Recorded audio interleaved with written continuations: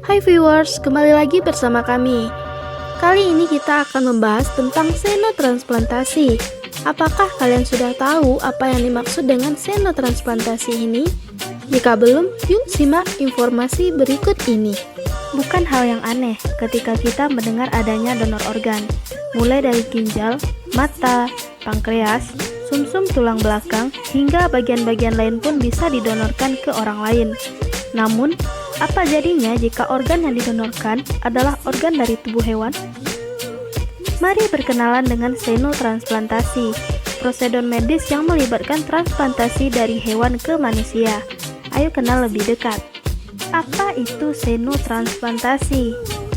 Mari berkenalan dengan senotransplantasi terlebih dahulu. Ini adalah prosedur medis yang melibatkan transplantasi, implantasi, dan infus ke penerima manusia, baik dalam bentuk sel hidup, jaringan, atau organ dari hewan.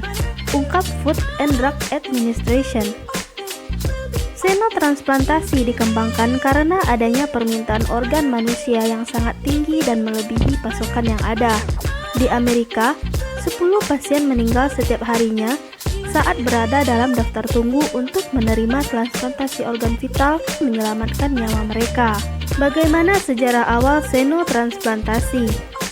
Berbicara soal sejarah, rupanya senotransplantasi bukanlah hal baru. Buktinya ada transfusi darah dari hewan ke manusia yang dilakukan di Inggris dan Prancis dari abad ke-17.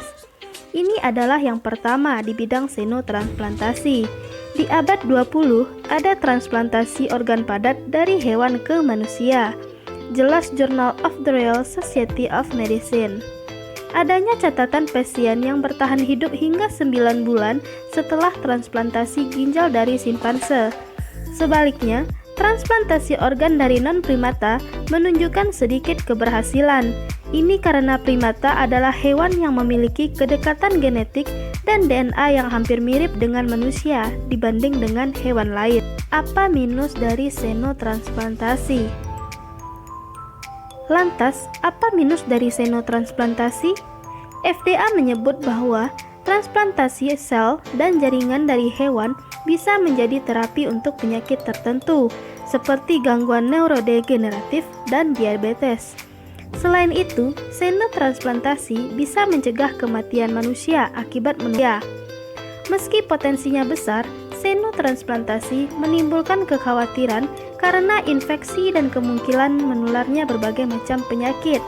Selain itu, ada potensi infeksi lintas spesies oleh retrovirus dan bisa menyebabkan penyakit bertahun-tahun setelah terinfeksi. Maka dari itu, masih dilakukan penelitian dan riset lebih lanjut tentang senotransplantasi ini. Mengapa babi dianggap sebagai hewan yang cocok untuk senotransplantasi? Dari sekian banyak spesies hewan, babi dianggap sebagai pendonor paling cocok untuk manusia. Mengapa bukan primata seperti simpanse yang memiliki kedekatan DNA hingga 98%? Rupanya, primata lebih beresiko membawa virus yang dapat menginfeksi manusia daripada hewan lainnya, seperti HIV, virus yang bertanggung jawab untuk penyakit AIDS, ungkap laman The Conservation. Di sisi lain, babi umumnya dibesarkan di peternakan yang bersih dan kesehatannya terkontrol, sehingga resiko infeksi dari babi lebih rendah dari primata. Selain itu, sebagian besar organ babi bekerja dengan baik pada manusia. Organ-organ babi juga memiliki kemiripan dengan organ pada tubuh manusia. Namun, ada beberapa masalah dari organ dari babi.